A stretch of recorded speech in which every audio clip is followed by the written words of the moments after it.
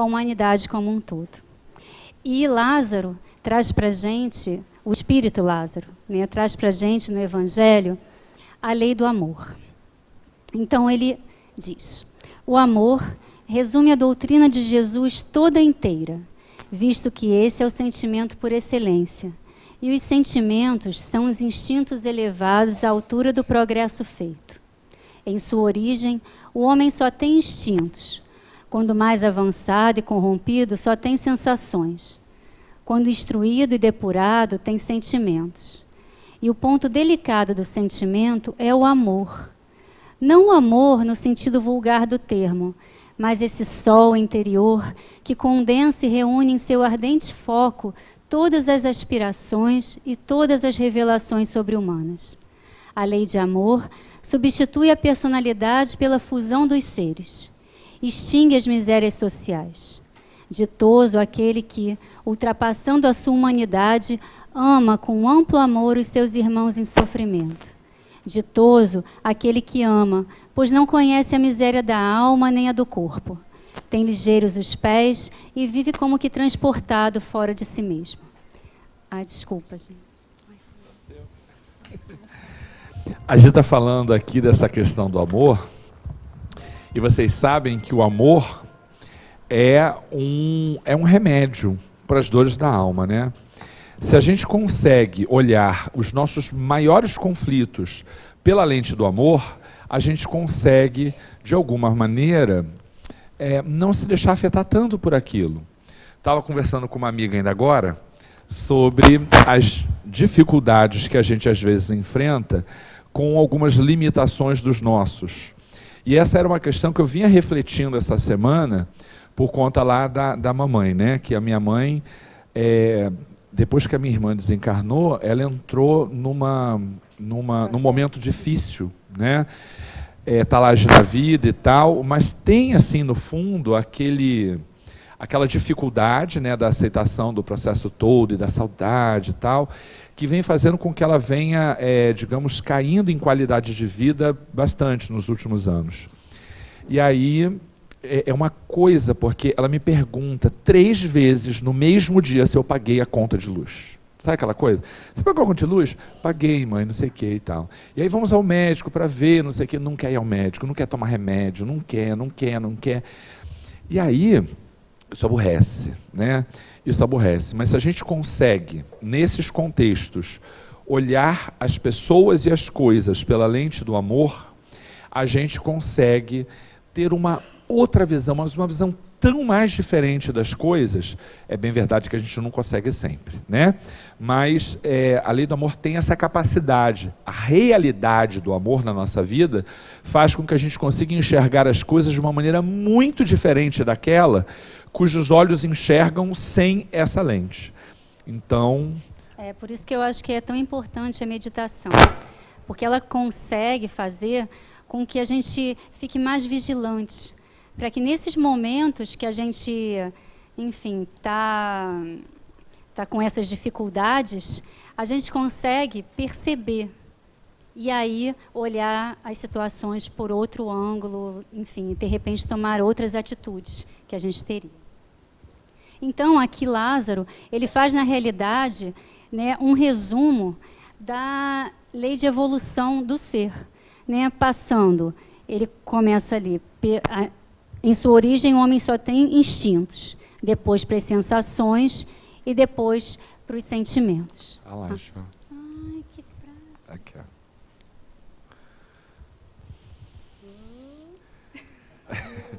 Agora o negócio é de coordenação motora, né? O resto... Não é tão fácil assim. O resto é coordenação motora. Não, é verdade, é verdade.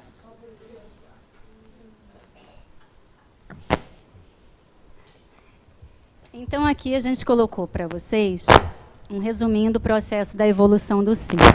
Então nesse quadro, do lado esquerdo, a gente vê na parte laranjinha é a materialidade. E na azulzinha, né, aquela parte de cima, é a espiritualidade. É uma bege, porque no computador era rosa. Engraçado. Ficou diferente. Ficou diferente. Eu sou testemunha, eu me lembro de ser rosa. Pois é. só. É porque o projetor não coloca direitinho na mesma cor, né? Pois é. Então, o que a gente consegue ver? Que no início, né, a gente tem a imaterialidade, a influência da lei de causa e efeito, a ignorância, a irresponsabilidade e o instinto, né? E, por outro lado, o que acontece? Acontece ao inverso. A espiritualidade começa pouquinho, né, e depois vai aumentando até a gente chegar na angelitude. Então, nós começamos no automatismo, né? Depois do automatismo, a gente começa a aprender os instintos básicos. Depois disso, os instintos básicos no reino vegetal. Depois, no reino animal, a gente tem o germe ainda da inteligência, né? Isso. E depois, no reino hominal, a gente conhece a razão junto com a consciência. Até um dia a gente chegar a ter a comunicação mente a mente, que vai ser aquela através da intuição. Deixa eu só falar uma coisa, que aqui a gente tem essa coisa do afeto com os bichinhos, né? Porque Francisco e tal. Eu estava vendo essa semana que pesquisas feitas, nada a ver, só estou fazendo um parênteses para a gente voltar para ali, que me lembrei, que pesquisas feitas com captação de ondas demonstram que animais, dependendo do animal mais ou menos, já têm ondas fragmentárias de pensamento. Não é de raciocínio, nem de compreensão, mas já há ondas fragmentárias. Quanto mais elevado o pensamento, né, mais curta a onda. E os animais têm ondas fragmentárias, é assim que o autor chamava numa pesquisa que foi publicada semana passada, se eu não estou enganado. E eles conseguem captar ondas semelhantes à dos indivíduos mais primitivos, né? Então, mas fragmentárias, ainda não são completas, não se sustentam. O que comprova aquilo que Kardec já disse há muito tempo, na verdade os espíritos disseram, que há uma evolução que é contínua, não é uma coisa que de repente estala-se os dedos, eu estou no reino nominal, eu começo a fazer tudo. É um progresso contínuo mesmo, o que demonstra que não apenas do ponto de vista biológico, que já está comprovado, mas também do ponto de vista da cognição, a gente tem um contínuo e ininterrupto, e não saltos, né? Isso é bem legal, porque a ciência vem confirmando aquilo que o Livro dos Espíritos já aponta, né? Então, o que acontece? Nós agora, no reino nominal, a gente está carregando a herança de todos esses reinos pela que a gente passou. Então, por isso que muitas vezes, a gente hoje tem atitudes que muitas vezes a gente não sabe de onde que vem. Né? Às vezes uma raiva, às vezes um sentimento ruim, que quando a gente olha para trás, fala assim, nossa, né? Sou eu mesma, como é que eu pude ser capaz de falar essas palavras ou ter essas atitudes? Né, ainda são resquícios de instintos que a gente teve em outro reino que a gente já passou. Então, o nosso grande desafio hoje é agir ao invés de reagir e pensar antes de atuar. Olha, a gente tem... É perfeito isso que a gente está falando, porque na nossa condição evolutiva não adianta a gente querer negar. Se a gente está ali pelo meio do caminho, a questão é com que proporção a gente alcança uma coisa ou outra. Mas as duas fazem parte. Se a gente imaginar que a angelitude faz parte de mundos ainda muito adiantados, a gente vem anunciando e discutindo e comemorando um mundo de regeneração. Só que esse mundo de regeneração ainda não é a metade do caminho. Então você imagina que a gente ainda terá aqueles instintos, o begezinho, o marronzinho, rosinha, você vai fazendo ali a sua captação do jeito que a sua mente intuir. Ele ainda vai existir junto de nós, em concomitância com os sentimentos mais elevados e a espiritualização, ainda por muito tempo. O desafio não é negar a existência desses instintos, porque eles fazem parte da nossa constituição. A questão é o quanto disso eu consigo conquistar e o quanto daquilo que não é a minha meta ainda determina as minhas ações. A gente pode remeter para Paulo, que reconhecia a existência dessa voz da indisciplina, do fazer o que eu não desejo no campo daquilo que eu sei que é correto, mas que ainda existe em mim. Então, a capacidade de controlar, como o próprio Paulo fazia, como Santo Agostinho fazia e muitos outros, vai começando a dar para a gente a dimensão de que o fato de você controlar isso e não deixar que isso governe as suas atitudes cotidianas, isso já é uma vantagem enorme. Porque na próxima encarnação, o nosso ego já sofre influências menos vigorosas dessas energias. E a gente tem um contexto mais favorecido, né, de compreensão da vida, até do contexto mesmo da reencarnação. O desafio, na nossa fase, não é a negação, porque ela é impossível, é o controle. O controle dessas energias, desses sentimentos, desses hábitos atávicos, ancestrais, é uma das nossas metas. É por isso que eu acho que a gente se emociona tanto quando a gente vê pessoas, né, que conseguem atingir esse grau de maturidade espiritual. Ou até mesmo quando uma pessoa com deficiência consegue, né, atingir um sucesso, né, a gente fica tão emocionado, porque acho que no fundo todos nós temos aquela centelha dentro de nós, a gente quer também fazer, né? O que falta mesmo é uma vontade. No fundo é essa vontade de querer fazer, porque todos nós nascemos com a mesma centelha, a mesma vontade, né, é igual para todos nós. Certeza.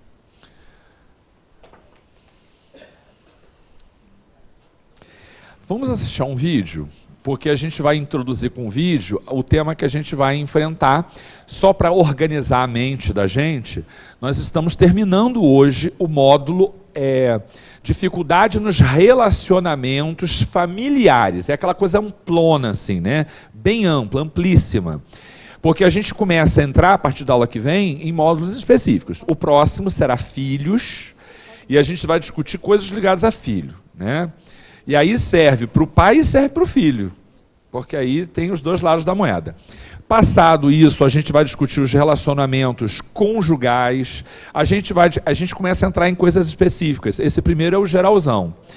E nada assim diferente poderia ser feito para terminar, a não ser discutir amor, porque repara, se a gente reconhece a lei de amor como a lei que norteia e melhora toda a nossa condição, a gente tem que fechar falando de amor, coisa que a gente começou no encontro passado.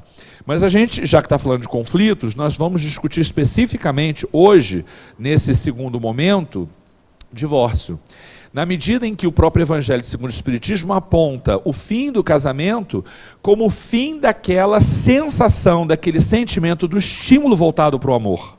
Então, o divórcio é algo que cabe nessa discussão. A gente precisa situar o divórcio como, e é essa a pergunta, ela é efetivamente a melhor saída quando o amor que eu senti eu já não sinto mais?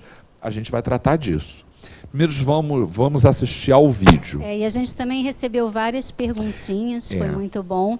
Então, o que a gente fez? A gente separou as perguntas por assunto, então vocês não podem faltar, porque a gente nunca sabe quando é que vai vir a perguntinha de vocês. Hoje a gente selecionou algumas para o divórcio.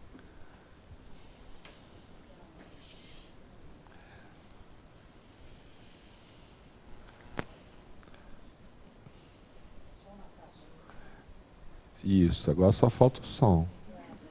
Nem leitura labial dá para fazer, que a boca da mulher a gente não está enxergando. Mas tô cheio de problemas e cheio de você. Eu não tenho culpa se o boleto não chegou. Gente, a questão é telepatia. Já desenvolveram? Não, então desenvolve. Isso não é desculpa. Ou você acha que os caras dependem de você e deixaram você usar... Estou distraindo o povo enquanto a nossa amiga ajuda a gente, tá, Ellen? Relaxa que eu estou distraindo o povo aqui, fazendo uns... É porque me vem a cabeça, eles vão brincar, fazer leitura labial. Eu olho para a boca da mulher, não está aparecendo. Está puxado, né? Não, acabei. Você vai ter que me ouvir, sim. Acabou sim. Pronto, veio o som.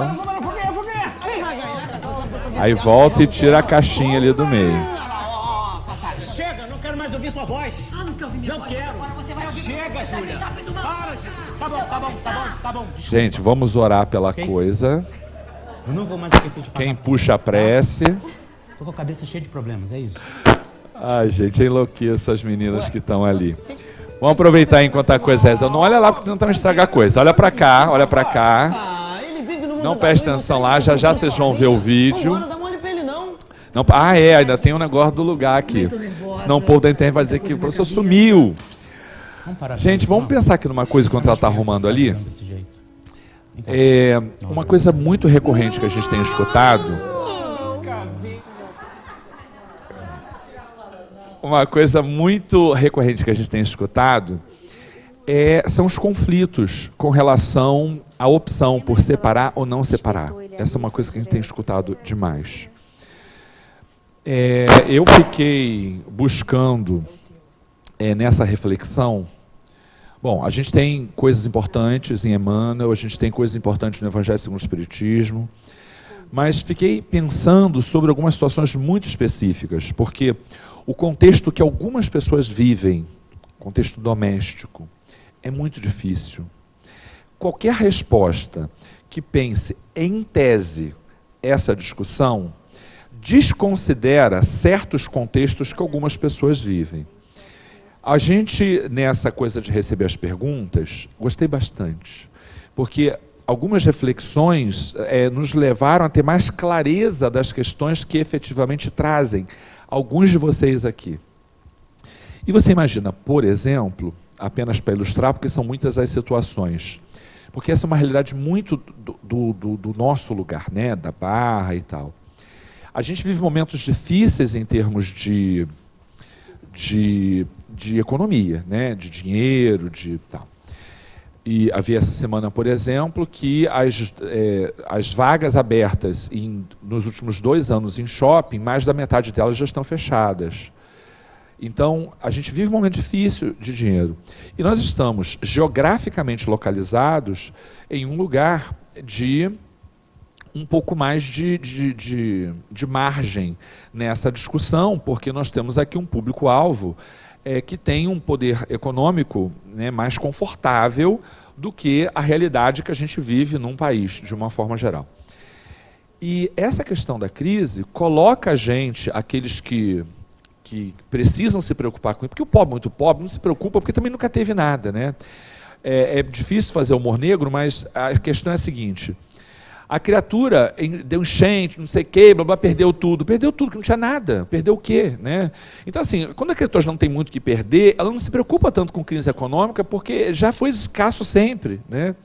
Mas quando a gente vive um contexto tão agudo de dificuldades, e nós estamos acostumados com a abastança, este é um fator que traz mesmo muita dificuldade para as famílias. Então nós, né, que temos essa condição um pouco mais favorecida em termos de acesso a bens de consumo, a conforto e tudo mais, somos, em geral, os mais afetados. Os muito ricos menos, né, mas os né, já se localizaram. A gente sofre demais esse processo todo porque a gente... Não rolou? Não rolou. Porque a gente é quem mais perde, né, nesse jogo. E colocar uma família para conviver com todas as dificuldades que já lhe são peculiares, num contexto em que todos têm que abrir mão daquilo com o que já se acostumaram, não é um processo fácil.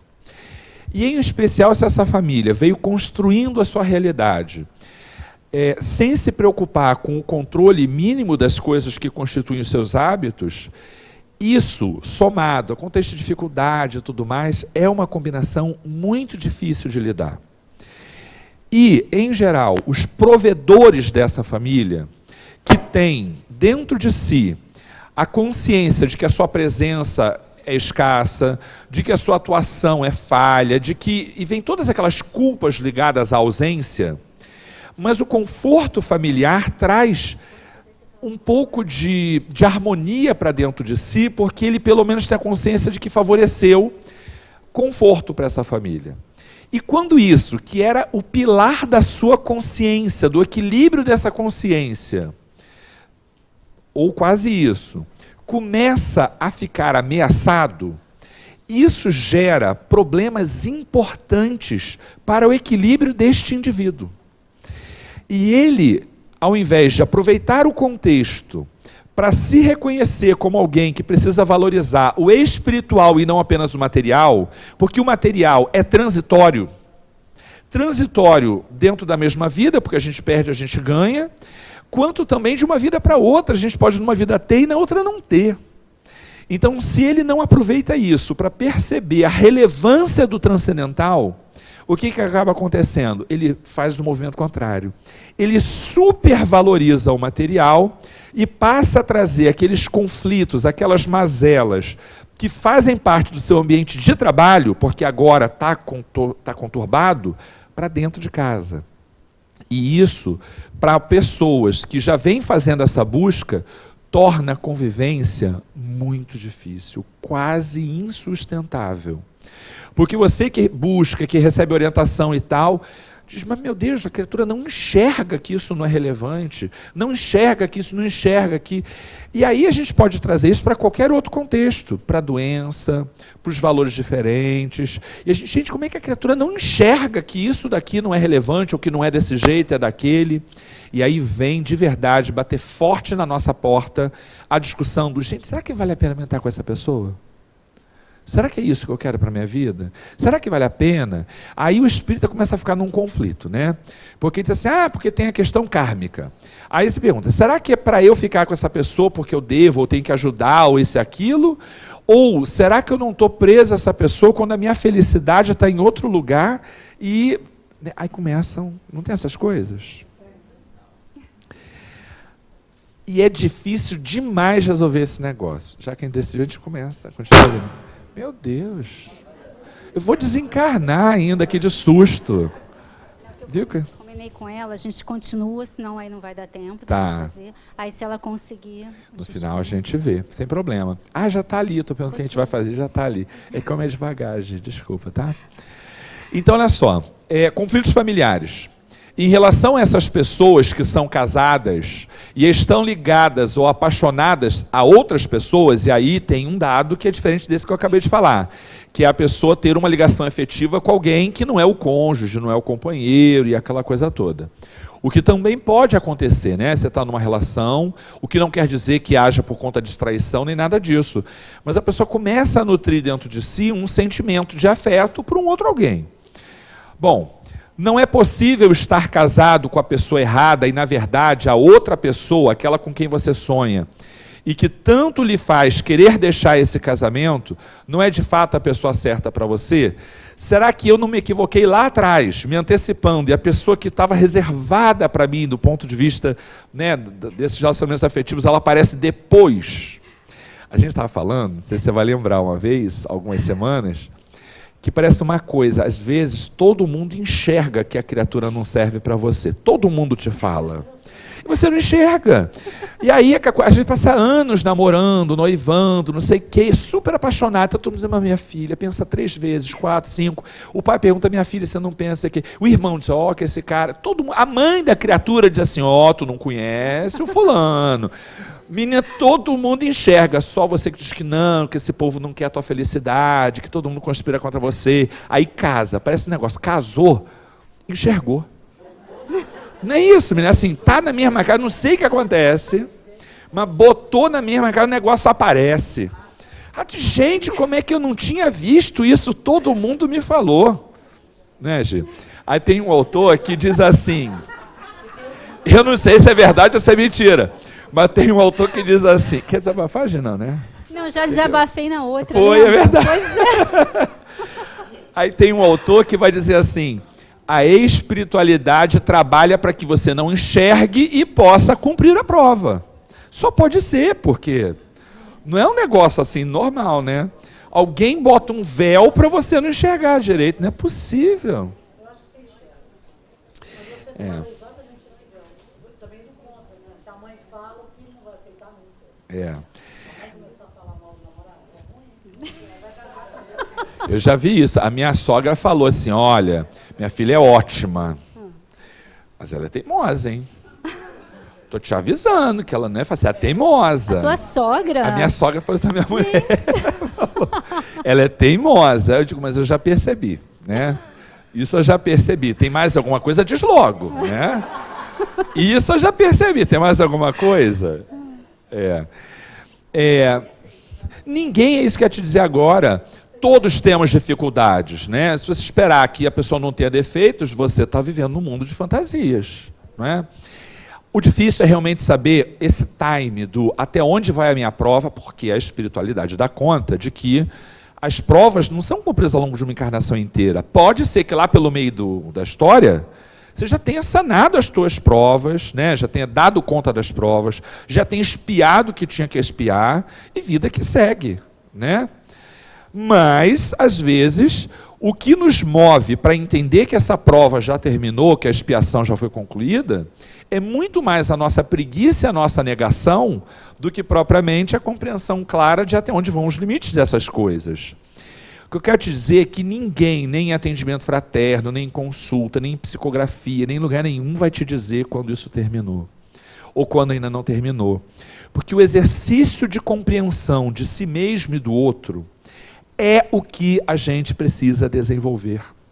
Curioso como os espíritos mais evoluídos, diante de momentos difíceis da vida de algumas pessoas, quando são chamados a trazerem conforto, eles são sempre muito lacônicos, assim, uma coisa ampla do tipo, espera, aguarda, confia, porque ele está visualizando direitinho que às vezes o problema não é o que a pessoa manifesta, é alguma coisa que está por trás daquilo e que ainda representa um aprendizado que aquela pessoa precisa. Eu quero te dizer assim, algumas pessoas, quando terminam certos relacionamentos, estão tão convictas, aquilo é tão claro, é tão límpido na cabeça dela, que isso não gera conflito. E a separação é tranquila, equilibrada, harmônica entre os dois. Os dois estão no estágio em que, assim, eles esgotaram plenamente o relacionamento. Mas, na maior parte das vezes, o que acontece? Conflito para os dois, porque fica naquela do não é, vai ser, e aí resolve que é, mas aí a separação é difícil. Em geral, é assim que funciona. E por quê? Porque além das dificuldades do relacionamento, existem as dificuldades pessoais. As pessoas não se conhecem. E não se conhecendo e não conhecendo bem o outro, elas não sabem como lidar com esses não conhecimentos. Daí é que vem os conflitos. E aí a gente diz assim, é para separar ou não separar? Para a espiritualidade, pouco importa, porque a rigor, separando ou não separando, vivendo o conflito, você está buscando alguma coisa de útil para a tua evolução, que é o conhecimento de si e do papel que eu tenho no relacionamento com o outro. Até quando um relacionamento não é do ponto de vista kármico necessário mais, estar com esta pessoa trará aprendizados. Até quando o relacionamento deveria continuar, e eu separo antecipadamente, isso trará situações cujo aprendizado também será útil para a jornada evolutiva do indivíduo. Portanto, nada se perde. Agora, o autoconhecimento te dá lucidez do até onde vai esse limite. E isso a gente não conquista de uma hora para outra. Aí a criatura diz assim, mas eu já estou aqui há 3 anos e até agora eu não me conheço. Gente, autoconhecimento não vai com passe. Sabe? Não é lendo a série psicológica da Joana, ponto. Tudo isso são processos que ajudam muito, sim. Mas é um processo... Olha só, você levou até aqui para descobrir que não se conhece, começar agora a se conhecer. Então, não é de uma hora para outra. É verdade. Tem até aquele caso que o Divaldo conta sempre, que a esposa ficou com o marido a vida inteira, né? Aí quando chegou na erraticidade, né, falou assim, ainda bem que agora, né, chega, da próxima vez eu não vou mais precisar ficar com ele, né? E aí quando ela diz, aí respondem para ela, não, você agora vai ter que voltar com ele para aprender a amar, porque você ficou com ele mas só suportando, né? Não conseguiu amar. Então esses são aprendizados. Oi, Bela. Fala. Como assim separar? Não, é que ele diz assim, separou antecipadamente, então tem que encontrar de novo para continuar o que não foi feito. É isso que alguns dizem, né? Olha, alguns sim. Se você vê o próprio Lísias, do Nosso Lar, ele conversa, porque ele tem uma relação afetiva assim, de qualidade com a sua futura esposa, ex-esposa. Mas eles reconhecem quais foram os pontos que eles falharam. Então eles vão ter que vir juntos para trabalhar esses pontos. Olha que nem tem dificuldade. Agora, quando tem dificuldade, mais ainda, né? Isabela. Senta, amor. O que você está de pé? Tem cadeira para você? Ah, meu Deus. Que aflição ver que eu estou de pé, olha isso. Ah, você quer passar paz. Ó, aparece na câmera, isso. Discreta você, né? Desculpa, Isabela. Quando a gente pensa em termos de evolução, de aprendizado, às vezes você fica casado com uma pessoa e aprende, mas depois, como divorciado, como ex-casal, e tendo um filho aí na relação, você aprende muito mais, evolui muito mais. Enquanto casado, porque os conflitos são diferentes. Isabela está dizendo que quando a gente está casado a gente tem alguns conflitos, mas quando separa, em especial porque você tem que continuar essa relação, porque às vezes tem filhos, né, nesse relacionamento, aí você não acaba com isso, o aprendizado, porque aquela convivência vai trazer outros aprendizados. Tem uma amiga que fala do marido, muito materialista, e trabalha ganhando dinheiro de uma forma mais difícil, assim, sabe, faz coisas estranhas e tal. Ela disse, não queria aquilo para a vida dela, separou. Ela tem um filho com ele. E aí ela fala, ele vai ficar com o pai, tem visita, tem isso, tem aquilo, e eu quero que ele esteja próximo, porque eu não quero que o filho esteja longe do pai. Só que agora o pai está com outra mulher, né? E aí a dificuldade que é permitir, porque também não tem outro jeito, se ela pensar, porque ela deseja isso, mas se ela não desejasse, a justiça autoriza e vai ter que ser do mesmo jeito. Que o filho dela conviva neste ambiente sozinho, sem a presença dela, né?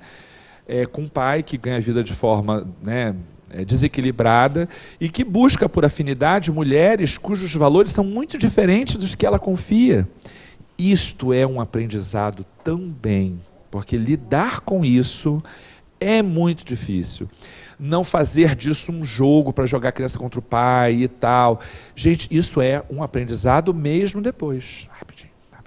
É verdade, porque eu acho que são atitudes que a criança, são exemplos que a criança está ali muito vulnerável.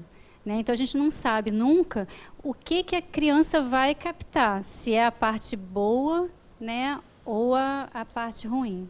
É verdade. A conclusão que eu tirei, separo, não, mas se eu tenho que estar com essa pessoa para aprender, gente, separado, casado, eu vou estar com essa pessoa. De qualquer forma, separado ou casado, quando tem filho, você vai ter. Mas você sabe que são, eu concordo com o que você disse antes, são diferentes os aprendizados, né? Você vive experiências distintas. Agora, e é isso que a gente estava falando, em geral esse povo casa sem perceber assim muito as dificuldades, tem filhos e o filho é o elemento que vai unir esses dois ainda por esta vida inteira. Agora, quando um dos dois abandona isso e entra num processo de alienação parental, afastando o outro dessa relação para não precisar conviver, aí sim os processos kármicos são mais graves porque você está acumulando débitos. Disso aí a gente não tem dúvida. Então, o que eu queria esclarecer é que nesse momento, quando o casal separa, e a pessoa vai ter a oportunidade de viver com o pai, que tem essa mulher nova que também comanda das ideias. Essa mulher que pensa como esse ex-marido, né? Então, eu acho que aí é uma coisa também que pode ser muito favorável para esse jovem, essa criança, seja lá o que for, porque primeiro ele tem uma mãe que ele já aprendeu a conhecer os valores, É isso. continuar vivenciando esses valores com ela. Perfeito. E também de fazer as escolhas dele, porque como exemplo arrasta. A É. palavra por si só ela não diz nada. É verdade. A convivência por ali pode ser até enriquecedora para que esse jovem perceba. Foi exatamente, resumindo o que a amiga disse, foi exatamente a conversa que a gente teve. Em primeiro lugar, a gente não pode ignorar que se essa criança é filha deste pai, ele tem compromissos com esse pai, certo? Ele tem vínculos com esse pai. Ele não é uma vítima desse pai desequilibrado. Ele tem algum tipo de compromisso com esse pai. Em última instância, a gente tem que reconhecer, a gente vai começar a falar de filhos, né, na próxima semana, que esta mulher precisa aprender a lidar com a ideia de que este filho não é propriedade sua. Ele é filho dos dois. Então, o que vai ser da vida desta criança, e a espiritualidade, que é fabulosa nessa questão do planejamento, sabe que o que esta criança vai viver é fruto do que o pai vai oferecer e do que a mãe vai oferecer. O que eles precisam, num processo de autodescobrimento e de compreensão do relacionamento, é entender assim: ela precisa trabalhar muito mais pela sua reforma íntima para que ela seja o exemplo, vamos chamar assim, positivo que esse filho vai ter. Certo? Ela precisa ser o quanto puder este exemplo de atitude correta, de que mesmo em situações difíceis, ela não faz o movimento contrário de afastar esse pai desse filho. Ela tem que ser este exemplo de conduta correta, de conduta proba, de honestidade, de reforma íntima. Ela precisa ser esse modelo. Ou o pai, se for a situação contrária, né? Eu estou dando aquele exemplo específico. Segunda coisa que ela precisa reconhecer é que ela não poderá proteger este filho o tempo inteiro de tomar contato com essas coisas. E fora as situações patológicas, é importante ela reconhecer que um pai, pior ou melhor, mas um pai que tem afeto por este filho, por pior que ele represente um exemplo ruim para este filho está protegido pelo amor que este pai sente por ele. Eu quero dizer, essa criança que tem propensão para determinadas dificuldades, ela viveria essas dificuldades com amigos, com qualquer outra pessoa. Mas o fato de ele estar vivendo isso com o pai é bom, porque ele está protegido pelo amor que esse pai nutre por essa criança. Claro que a gente vê caso que o pai mata a criança, que a mãe mata a criança, isso é patológico, isso é outra história. Isso a gente percebe isso a medidas judiciais de afastamento, isso é outra história.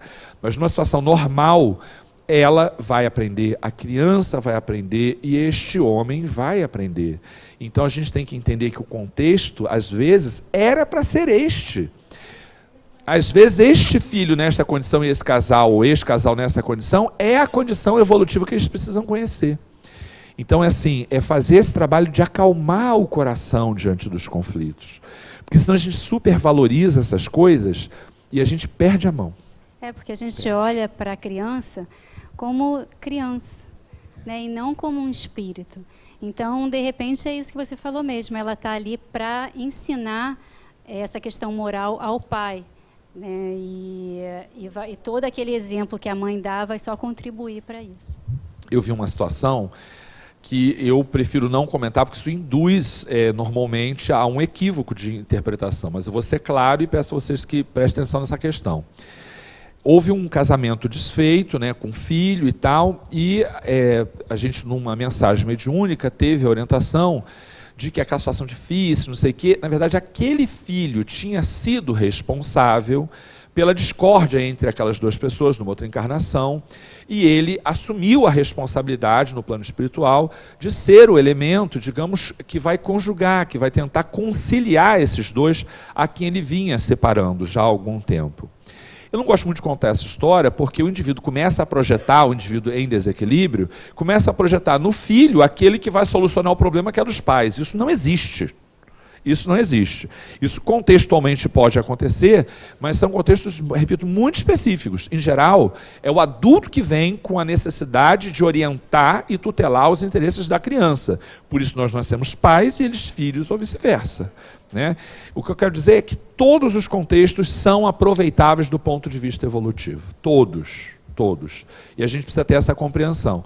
O limite nunca vai vir de fora, gente. A gente é que tem que fazer esse processo. A única recomendação que o Evangelho dá sobre essa questão da separação é: só separe quando você tiver absoluta convicção de que isso é a melhor solução para aquele relacionamento. Não faça da separação uma coisa apressada, tanto quanto se faz hoje em dia do casamento. As pessoas se casam muito rápido, se conhecem rápido, se apaixonam rápido e separam rápido. Né? Semana eu vi um artista que disse que não demorou 3 semanas, sei lá quem foi isso, porque eu não presto atenção, mas diz que um artista aí separou depois de 3 semanas de casado. Isso é manifestação de um desequilíbrio de compreensão do que é relacionamento. Né? Então, vamos lá, a gente precisa aprender a esperar. Esperar para juntar, casando, e para separar. Tem que ter um time da compreensão.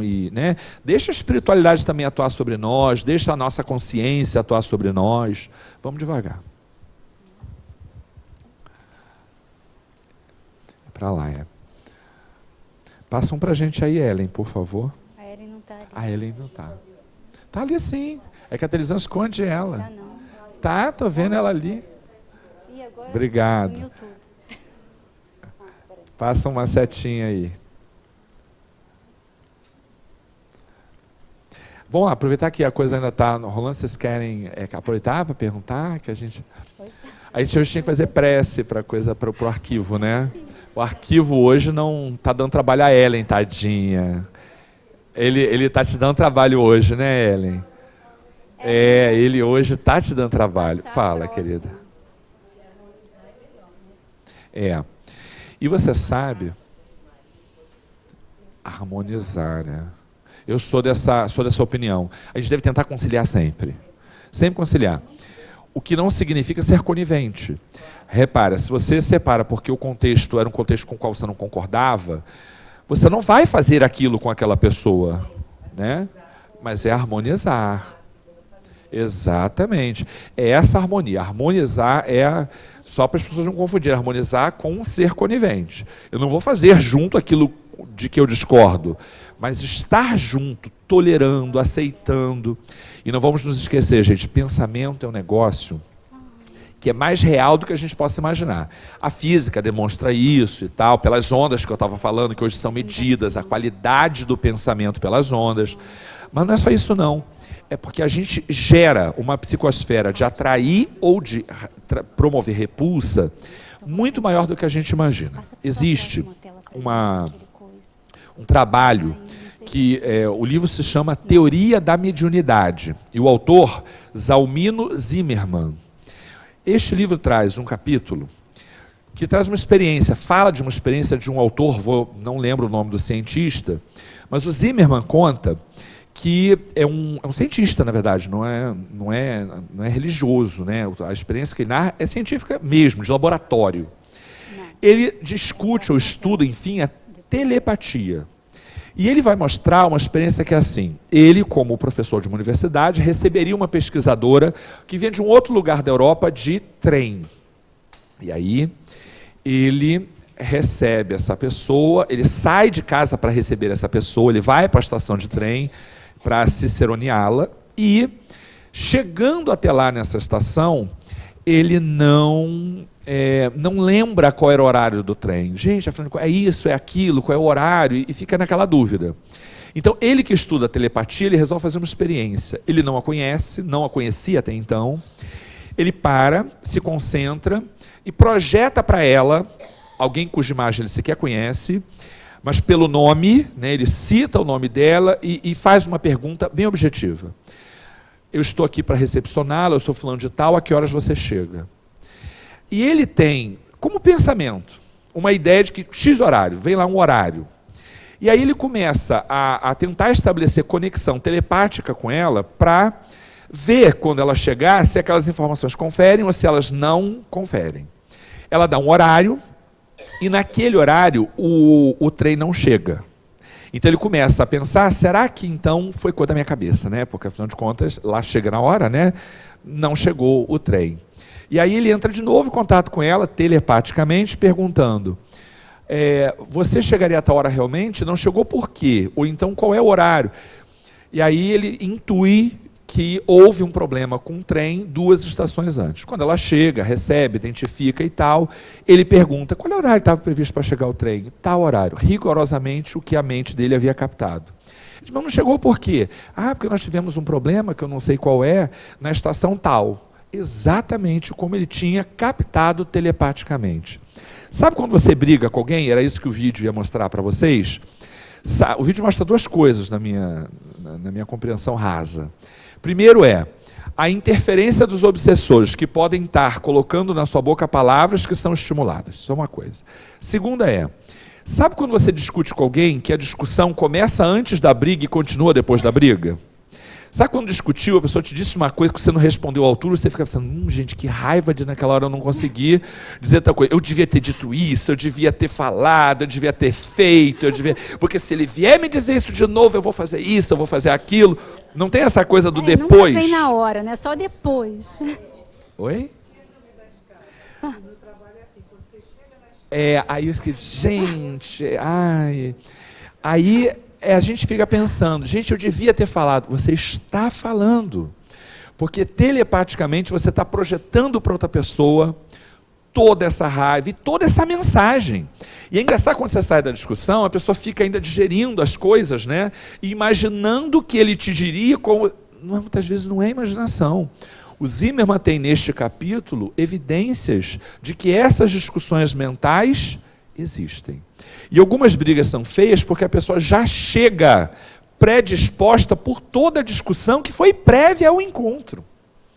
Então, se a gente está num contexto de relacionamento familiar, a qualidade do pensamento que você tem com relação a essa pessoa, o tipo de predisposição que você tem para as conversas que você vai ter, são determinantes para o sucesso dessas empreitadas. O Divaldo sempre recomenda assim, quando vier, que a pessoa, blá, blá, blá, blá, blá, blá, para e pensa por que você casou com ela. Remete o pensamento para a juventude e lembra daquelas coisas que te atraíam, que te seduziam, que te faziam feliz, que te motivavam a estar com aquela pessoa. E reconhece as qualidades que essa pessoa tem. Isso começa a trazer um equilíbrio, porque você não vê só as dificuldades, você começa a trazer equilíbrio para essa relação. Depois que você fizer isso e acalmar teu coração, começa a pensar nas dificuldades que você tem e que talvez tenham gerado nessa pessoa as dificuldades de relacionamento. Quando você termina esse ciclo, você continua sempre muito mais generoso do que estava antes, quando pensava se deveria ou não deveria ficar com essa pessoa. Tá? Já tem outro? Já? Ah, foi. Olha as perguntas. O divórcio seria abandono de uma prova? Pode ser que sim e pode ser que não. Onde é que está essa resposta? Dentro de você. Se vier alguém muito sábio te dizer faça ou não faça, desconfia. Ouça, avalie, reflita, mas ninguém conhece as suas necessidades existenciais mais do que você mesmo. Ninguém. Em decorrência de comprovada falência na relação do casal, o grau do sofrimento familiar pode ser considerado uma condenação, ponderação. Pode ser considerado alguma coisa, né? Que a gente não sabe o que é, a gente vai aí fazer. Deve ser considerado uma ponderação. Vamos lá. Sabe que o Divaldo também fala assim. Deixa eu me lembrar para o que o Divaldo fala. Em decorrência da comprovada falha. Ah, tá. Existem duas situações em que efetivamente vale a pena separar.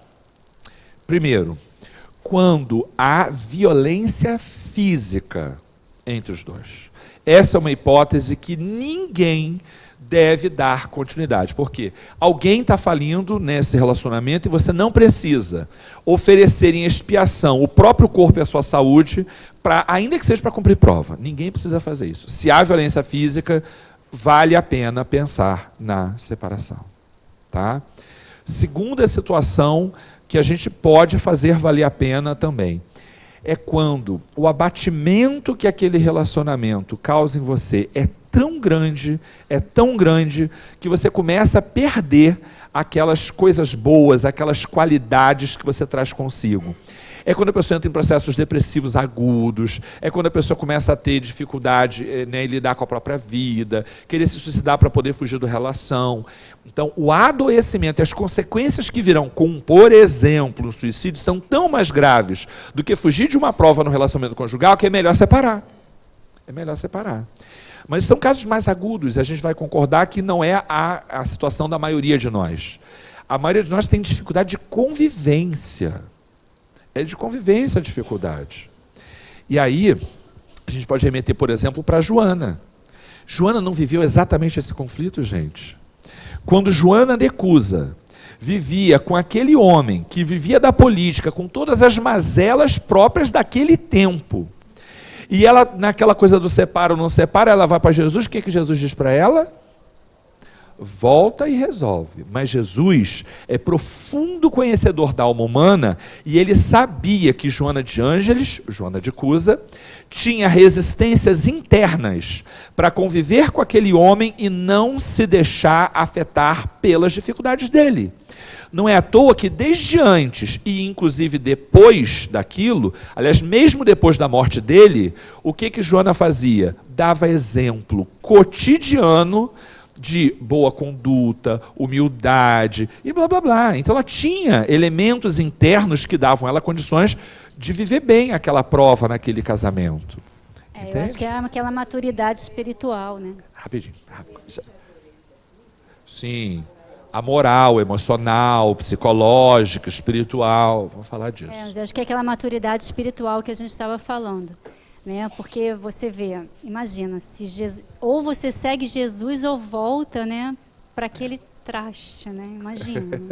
Aí é uma escolha muito difícil. Depois teve a outra que ela teve que escolher né, entre ser queimada, enfim. Realmente são provas muito difíceis, né? E ela conseguiu. É o que eu brinquei, eu falei, mas também, gente, ela espiou tudo ali daquela vez só, que depois não precisou mais casar, né? Nunca mais casou. Vamos concordar que às vezes é jogo, né? Vou exaurir agora para... Né? Pois é. O problema é que a gente às vezes tem essas dificuldades não são só do outro, que a gente só enxerga o defeito do outro, elas são nossas também. Né? Aliás, algumas pessoas, dados os seus problemas, as dificuldades do relacionamento ou o que o outro faz contigo é muito mais reação do que você é do que propriamente o que o outro é. É que a gente não tem essa dimensão ainda, né? A gente ainda está engatinhando e não enxerga. Agora, se a gente for para Joana e observar a relação dela, né, com Cusa, ela vivia todas as dificuldades que a gente possa imaginar.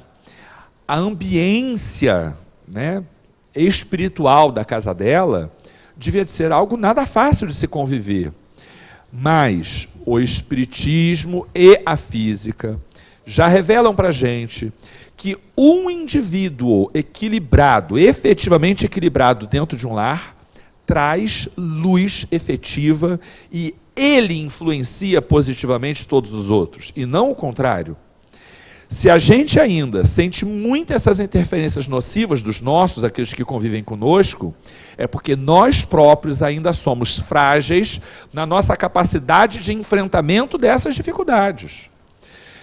A questão do trabalho é também a de convivência num ambiente em que todos esses pensamentos, todas essas interferências psíquicas dão o tom do que representa aquele lugar. Existe um lugar em que eu trabalho, que a gente trabalha em vários lugares, ainda que dentro de uma só instituição, em várias unidades, vários campi. E existe um lugar específico que eu não tenho nenhuma dúvida de que quando eu entro ali, a atmosfera é absolutamente diferente de todos os outros lugares daquela mesma empresa. Se você perceber, na recepção, a pessoa que te atende, ela já tem aquele tom da irritação que é comum à ambiência do prédio inteiro. E quando a gente começa a perceber, e essa é uma das vantagens do espiritismo, a gente tem que fazer o quê? Se preparar. Então, eu me obrigo a um dia antes já entrar num processo de preparação para estar bem naquele lugar, e pedindo que Deus me ajude a colaborar com quem eu possa colaborar, mas que eu saia dali levando apenas o que é meu, que eu não leve do que é dos outros, né? Que a gente ajuda o outro, mas a dificuldade que é dele, que ela não me afete, e que eu possa fazer daquilo ali uma oportunidade, né, de prover o sustento da família, blá, blá, blá, blá, blá, blá, blá. Quando eu me dei conta disso, eu entro e saio, pouco ou nada me afetando. Antes, eu demorei a perceber, gente, por que tal dia... Aí eu ficava, porque é quinta, né? Porque já estou cansado da semana inteira, e isso, e aquilo. Agora, até esse semestre já não é mais quinta, é outro dia. É sexta. É sexta, que é mais um dia ainda, né? Mas eu vinha para cá à tarde, no ano passado, com aquela sensação de que, que bom que eu cheguei aqui. Porque, eita dia difícil, né? Então a gente começa a criar essas resistências. Por isso dizer que o ambiente, ele te influencia, te prejudica, se você estiver suscetível. Porque se você não estiver suscetível, você colabora com o ambiente. Tá bom? Por isso, aquilo ali não é motivo dizer que, por conta disso eu prejudico, a minha saúde fica prejudicada. Então trabalha para não se prejudicar mais. Isso é uma saída também para melhorar os relacionamentos, tá? Vamos escutar que está na nossa hora. Pode, claro. No caso desses ambientes que você acabou de colocar, também cabe a nós reverter o processo também, por exemplo. Se o ambiente é todo assim, para a gente não ficar... Em sintonia. Acho o contrário, a pessoa gritou que fala baixinho, a pessoa foi grossa, É. você seja educada, e por aí vai. É. Existem muitos ambientes que a gente tem como esse e tem que ter É. essa capacidade de inverter. Ela está falando para a gente dessa conduta contrária para poder inverter, né, aquela situação, aquela energia, aquela ambiência. Você sabe que André Luiz tem num dos seus livros, Gic sabe essas coisas todas, eu sei onde está, não sei o nome, né, do livro, mas está lá no André Luiz. Ele conta a história de um marido que se dedica a buscar prostitutas e trabalha com jogo e não sei o quê, e vem cheio de dificuldade para dentro de casa. E ela é uma trabalhadora, é médium de um centro e sofre todo tipo de humilhação desse homem, que é grosseiro, que é mal educado, que é insensível e tal. E aí André Luiz narra que os dois dormindo, desdobrados ou semi-desdobrados, saem como se fossem chispas de luz de toda a região do tórax, do coração, para ele, e ela vai como se fosse destruindo micro-organismos que estão, né, no perispírito dele, ajudando-o em desdobramento a ter mais equilíbrio. E André Luiz pergunta, mas gente, amanhã ele vai voltar para lá, vai voltar igual, e ela todo dia tem esse trabalho. Até que ponto vai a necessidade de essa irmã passar por essas situações? E aí a resposta do instrutor é belíssima, porque ele passa pelo amor. Ele vai dizer, essa coisa do ser custoso, se dedicar e blá blá blá, gente, o que é todo dia? Fazer a rotina de escola com criança. E blá blá blá, e acorda, e tem que escovar dente, tem que dizer que, e a criança não quer, e blá blá blá, blá blá blá. Isso é custoso pra caramba e é todo dia. Pesa, às vezes pesa, mas no geral não pesa. Por que não pesa? Porque isso é pautado pelo amor. Se é um espírito afim, eu digo, eu vim para trabalhar em favor dele. Ele pode até não melhorar. E se ele não melhorar? Ele pode até não melhorar. Mas o fato de você ter feito por ele, vai proporcionar, depois do desencarne dele, que ele possa ter um material fabuloso para reflexão. E em algum momento a tua atitude ali vai ecoar positivamente na compreensão da vida para esse indivíduo. Portanto, a questão é, se a gente pauta as nossas condutas pelo amor, tudo que a gente faz vai ter alguma utilidade. Agora, se a gente está junto e o amor não existe mais, não tem muita razão de você estar sofrendo e gerando, né, novas dificuldades naquela relação. Então, Já dá o vídeo? Deu? Não. Não acabou. Então acabou. Então, Precisa acabar. falta a última. A meditação. Falta a última. Não, a gente vai ter que... A última. Cabe à família, independente do sofrimento, aceitar o fato como missão escolhida para reparação? A gente não está muito na fase de ser missionário, não. E missionário é uma coisa para a humanidade, não é missão para o outro. Missão para o outro não é missão. É prova, é expiação. Missão tem a ver com grandes projetos que pesam para a melhoria da humanidade. Tem uma missão com um fulano. Não é missão. Ou é prova, ou é expiação. Não, que missão não tem esse caráter. Missão com um só. Gente, que missão michuruca é essa? Né? Missão tem um caráter de uma coisa, e missionário é outra coisa, assim. Em geral, né, a gente nunca conhece ninguém, mas não é muito que está por aqui no planeta nessa época, não, tá? Tanto que quando eles são missionários, eles aparecem. Então, eles aí, a gente mais ou menos sabe quem são. A gente, na verdade, está provando e expiando, tá? Não entra nessa que, eu por ele, não sei o quê, porque é minha missão. Pronto. Disse. Ai, não adianta. Acabou, acho que acabou. Dá para... nossa meditação. Essa precisava aparecer. Ellen. A última tela, Ellen, que tem Joana linda de um lado, linda do outro e um texto embaixo. Hoje está difícil. Mas assim... não tem problema, a gente passa. Pronto, momento meditação. Eu queria pedir que a minha amiga fizesse a leitura e a prece. Não quer? Faz isso. Mas é por isso, vem cá. Você não sabe fazer prece. Oh, meu Deus, que coisa, né? Que pena dela, vai aprender hoje, vem. Não sabe fazer prece, agradece. Isso, obrigado, Senhor, por não sei o quê. Agradece o que você quer agradecer, pronto.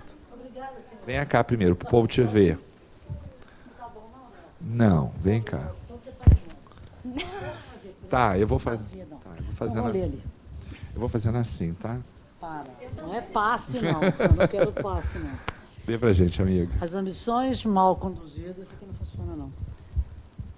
As ambições mal conduzidas, toda a frustração decorrente do querer e não poder realizar, dão nascimento ao conflito. O conflito, por sua vez, quando não equacionado pela tranquila aceitação do fato, sobrepondo a identidade real ao ego dominador e insaciável, termina por gerar neuroses.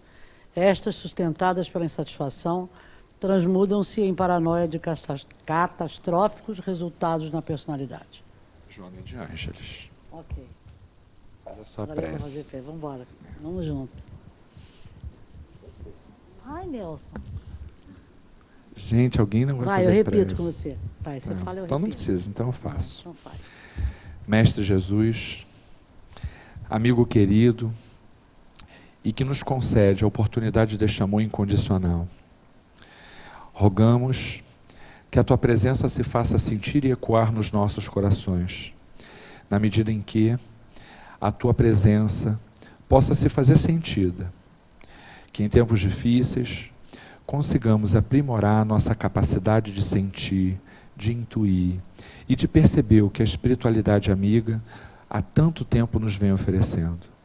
Que consigamos vibrar nessa mesma vibração de amor que Tu nos ofereces. Que a Tua presença, que dentro desta casa nos faz tanto bem, possa também ser levada para fora daqui e em especial para os nossos lares. Que os nossos amigos aqui presentes, em especial os encarnados, mas também os desencarnados, possam retornar para os seus lares, refletindo sobre as angústias que assaltam os seus corações. E que a Tua presença, sempre sábia, sempre amorosa, possa nos ajudar, pouco a pouco, a perceber o caminho da solução, ou pelo menos da melhoria das nossas dificuldades. Que Tu possas acalmar o nosso coração, que os conflitos que a gente tem com o outro ou com a gente mesmo possam ser sempre orientados segundo a Tua vontade. Mestre Jesus, agradecemos a todos os falangeiros desta casa, amigos, trabalhadores, espíritos afins de Joana de Ângeles, que pela presença da psicologia espiritual possam atuar também no nosso aspecto psicológico, fazendo com que não apenas a nossa vida, o nosso entorno possa melhorar, mas que também a nossa própria compreensão da vida, das provas, enfim, dos contextos que a gente vive, possam ser orientados segundo também, mais uma vez, a melhor medida. Ser conosco agora e sempre. Graças a Deus.